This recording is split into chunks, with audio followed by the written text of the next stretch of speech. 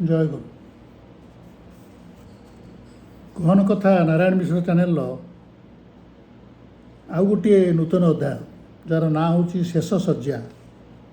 ଏହି ଅଧ୍ୟାୟଟିକୁ ବିଜ୍ଞ ଶ୍ରୋତା ଏବଂ ଦର୍ଶକମାନଙ୍କୁ ମୁଁ ସ୍ୱାଗତ କରୁଛି। ନାରାୟଣ ମିଶ୍ର।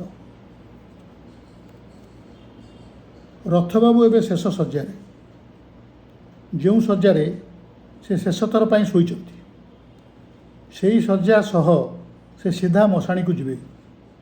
କେବଳ ପବନ ଟିକେ ଚାଲିବାଟା ବନ୍ଦ ହେବାକୁ ଅପେକ୍ଷା। ନିଶ୍ୱାସଟା ବନ୍ଦ ହେଇନି। ତାପରେ ରଥେ ମଡ଼ା ପାଲଟି ଯିବେ। ଯିଏ ଛୁଇଁବ ସେ ନ ଗାଧେଇଲେ ଶୁଦ୍ଧ ହେବ ନାହିଁ। ଏଇ ଦେଖ, ତାଙ୍କ ଝାଡ଼ାରେ ଓ ବାନ୍ତିରେ ବି ରକ୍ତ ପଡ଼ିଲାଣି। ଲୋମକୂପ ମୂଳରୁ ବିନ୍ଦୁ ବିନ୍ଦୁ ରକ୍ତ ବି ବାହାରିଲାଣି। ଦେହ ସାରା ଘା ହେଇଗଲାଣି। ବିରାଟ ବଡ଼ ଟ୍ୟୁମର ପେଟରେ ହେଇଛି। ବାଁ କଡ଼ମାଡ଼ି ଶୋଇ ହେଉନି, ଡାହାଣ କଡ଼ମାଡ଼ି ଶୋଇ ହେଉନି, ଚିତପଟା ହିଁ ଶୋଇ ହେଉନି, ଛଟପଟ ହେଉଛନ୍ତି। ତେଣୁ କିନ୍ତୁ ଆଖି ଖୋଲୁନାହିଁ।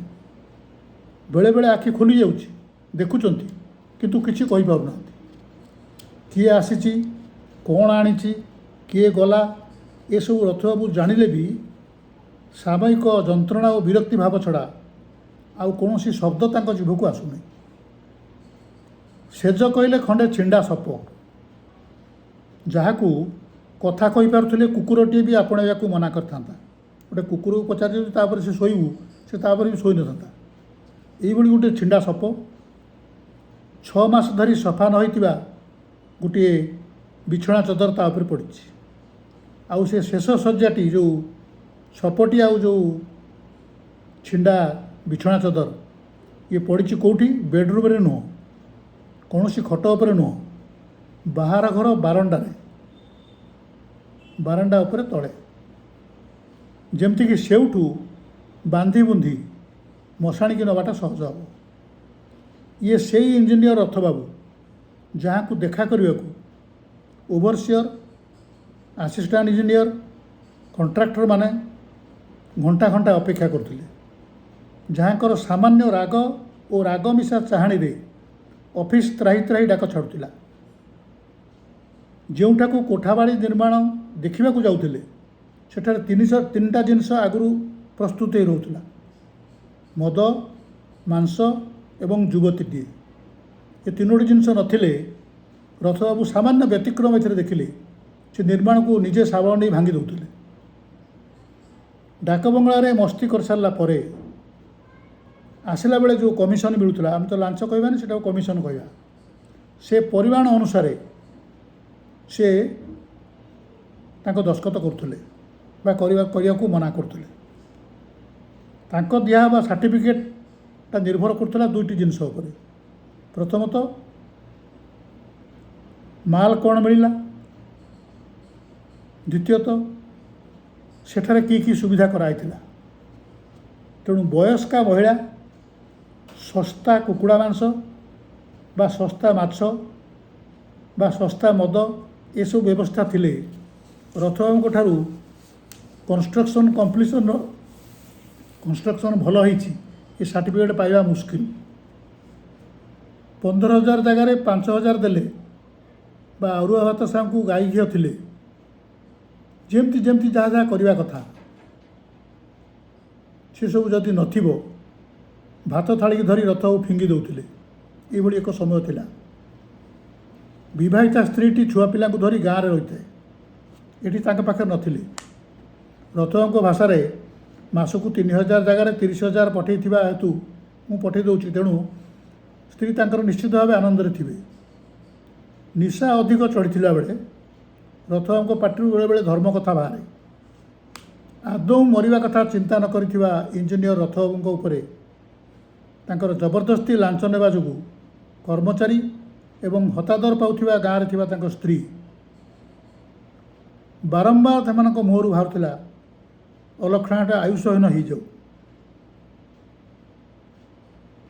ତାଙ୍କ ତଳିଆ କର୍ମଚାରୀମାନେ କହୁଥିଲେ, ତାଙ୍କ ସ୍ତ୍ରୀ ବି ସେୟା କହୁଥିଲେ।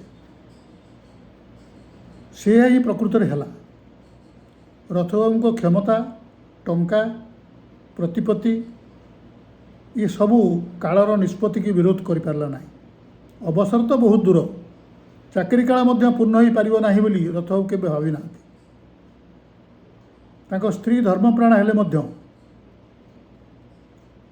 तांको पाखरे गुड़ाए टंका सुना थिला, किंतु सेमाने सेथिरु रतिए भी खर्च करुनथिले।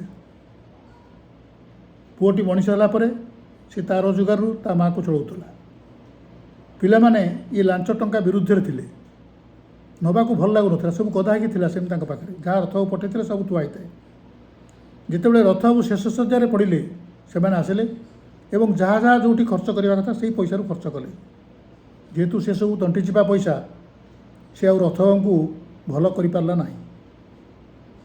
एबे अनवरत कमिशन देवा वाला आउ दुआर मुआ मारु नाहांती, कारण रथबाबू जीवे बोली समस्ते जानीगले। स्थायी भाव पलैबे संसार। जो मैंने रथबाबू को उत्तरोत्तर उन्नति ईर्षापरायण हो भितर भितर रक्त चाउल चोबुले से समस्ते एवं थाक थाक होकर आसवा आरंभ कले। देखा आसुँच से जाणीगले जे आउ रथबाबूर पार्टी फिटो ना, तापर ठारू फलमूल हॉर्लिक्स बिस्कुट ये सब धरी डाक्तर इंजीनियर वकिल पुलिस बड़ बाबू सान बाबू समस्ते आसवा आरंभ करते। आपण मैंने जानते गोटे दुनियार यहाँ विचित्र नीति कि लोक जितेबले चलतक्षम थी से उपहार नहीं दबा घंटाए बस गपिवा क्या द्वारा होनी। जितेबले से तार रोगे पड़ज लोक जाणीजे जे बचब ना, प्रतिदिन लोक आसवे देखा फल केजे किए मिठा पैकेट सब धरिकी आसवे चा फा पीबे माने जे आटेडेंट थी जी सेजरे पड़ता लोक माने गात को मुहैया लोकर आटेडेंट थी जी कथा कर खाली चा फा कर दवाई तार समय अंटेनि। से आसवा स्त्री लोक मैंने हठात भी कांदी पकाती। ये हठात कांदा दृश्य से अभिनय करके आसते आगुरी केमी कौन कले आम कांदी पक परधन आ पर स्त्री एकता उत्फुल्लित होता रथबाबू पाखे स्त्री बसिचंती एकुटिया एवं लुह गड़ौंट। विश्वास होना जे मारियापाई उपरको हाथ उठुवा हाथ दुईटी माछीटे भी मारी पारुनी। रथबाबू उपर जो माछीटे बसुची हुरुड़िया को जो रथबाबूर क्षमता ना एक स्त्री आखि आगे देखी विश्वास करें।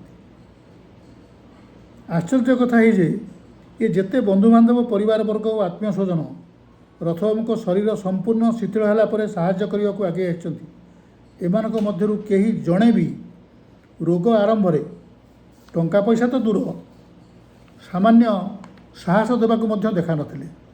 आसिले केतेबेले जाणीगले जे रथबाबू आउ बचे ना। यहाँ हूँ दुनियार नीति।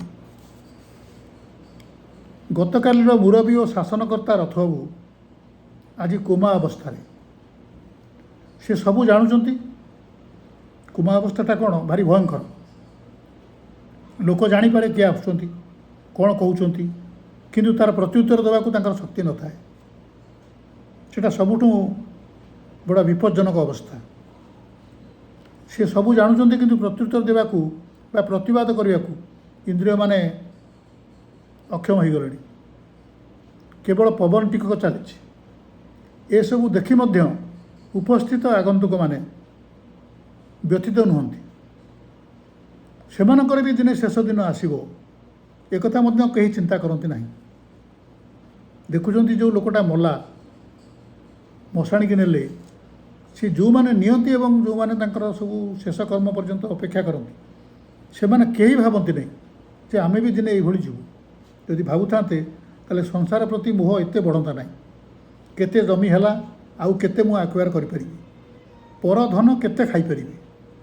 एटा असीम माने इच्छाटा अति असीम सीमाहीन ना सीमाहीन पूरा जिते जमी हो पार मला पर्यंत अन्य मानकर जहाँ सबू जिनस बोर हो जाऊ यही इच्छाटा हुए कहीं ना मरवा कथा मोटे मन भर आसे ना। मु सुस्थ अच्छी मु मरबी ना मरबी ना बोली भाव से भावना तो मोटे मन भर को आसेनी। आसी जमी पर जमी फार्म हाउस पर फार्म हाउस कोठा पर कोठा चुनागणा पर चुनागणा सबू हिसाब पत्र करवा ଅନେକ ଲୋକ ଏସବୁ ହିସାବ ଦେଖିକି ରାତିରେ ଆଉ ଖାଆନ୍ତି ନାହିଁ, ଭୋକ କରେନି ତାଙ୍କର, ଏତେ ଖୁସି ହେଇଯାନ୍ତି। ସବୁଠୁ ଅଧିକ ଆଶ୍ଚର୍ଯ୍ୟ କଥା ଏଇ ଯେ ଡାକ୍ତରଟି ରଥବାବୁଙ୍କ ଅତୀତ ଓ ବର୍ତ୍ତମାନ ଦେଖିବା ପରେ ଫିସ୍ରେ ବି ଟଙ୍କାଟିଏ କମ୍ ଥିଲେ ଗରିବ ଲୋକଟିକି ଫେରେଇ ଦେଉଛି। ଯେଉଁ ଡାକ୍ତର 300 ଟଙ୍କା କି 500 ଟଙ୍କା କି 1000 ଟଙ୍କା ଫିସ୍ ନେଉଛି, 800 ଟଙ୍କା କି 1000 ଟଙ୍କା ନେଉଛି, ଗରିବ ଲୋକ ଭାବି କାହାକୁ 50-100 ଟଙ୍କା ସେ ଛାଡ଼ି ଦେଉଛି? ଛାଡ଼ୁନି। ତାର ସେ ପୁଣ୍ୟ ଦରକାର ନାହିଁ, ସେ ପାପ ପଙ୍କରେ ବୁଡ଼ିକିରି ଅଛି ଏବଂ ପରଜନ୍ମକୁ ମଣିଷ ନ ହୋଇକି ଅନ୍ୟ କୌଣସି ଜୀବ ଜନ୍ମ ପାଇବ। ସେ ଏତେ ପ୍ରକାର ପ୍ରାକୃତିକ ବିପର୍ଯ୍ୟୟର ଶିକାର ହେଇ ମଧ୍ୟ ଏବେ ବି କେତେକ ଲୋକ କହୁଛନ୍ତି ଯେ 1999 ମସିହାର ବାତ୍ୟା ଆଉ ଥରେ ଆସନ୍ତା କି ଆମେ ପୁଣି ମାଲାମାଲ ହେଇଯାଆନ୍ତେ। ଏଇଭଳି ଜୀବ ମଣିଷକୁ ଆମେ ତୁମେ ବା ଧର୍ମଶାସ୍ତ୍ର ବାଟକୁ ଆଣିପାରିବ? ହଁ, ହେବ ଯଦି ଈଶ୍ୱର ହିଁ ଚାହାନ୍ତି। ଏ ସବୁ ଜାଣି ଅଜଣା ମଣିଷ ପ୍ରତି ଭଗବାନଙ୍କର କେବେ ଦୟା ଆସିବ କି? ଆସିବ ନାହିଁ। ତେଣୁ ଶେଷ ଶଯ୍ୟାକୁ ଯେଉଁମାନେ ଦେଖୁଛନ୍ତି, ଯିଏ ପଡ଼ିଛି ତାର ତ ଆଉ କିଛି କରିବାର ନାହିଁ, କିନ୍ତୁ ଯେଉଁମାନେ ଦେଖୁଛନ୍ତି ତାଙ୍କର ବି କୌଣସି ପ୍ରକାର ନୀତିରେ କିଛି ପରିବର୍ତ୍ତନ ହେଲା ଭଳି ଆମେ ଯେଉଁ ଭାବିପାରୁନୁ। ଏଇଟା ହିଁ ପୃଥିବୀର ସବୁଠାରୁ ବଡ଼ ଆଶ୍ଚର୍ଯ୍ୟ। ଯେଉଁ ଉତ୍ତରଟି ଯୁଧିଷ୍ଠିର ଦେଇଥିଲେ ଧର୍ମପକ୍ଷକୁ।